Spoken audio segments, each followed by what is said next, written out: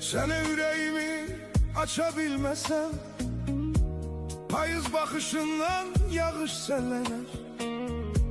Sirrimi sözümü söylesem sana, yağış gözlerinle bahar dillenir. Eğer gözlerine bakabilmesem, o deli küleyler haray koparar. Senden uzaklarda olsam da gülüm, şimşekler sesimi sana aparar. Bir gün bulut yüreğinden geçerem, bir gün senin gözlerine köçerem. Üzümü söykeyip göğün yüzüne, bir gün saçlarına sığal çekerem. Bir gün bulut yüreğinden geçerem.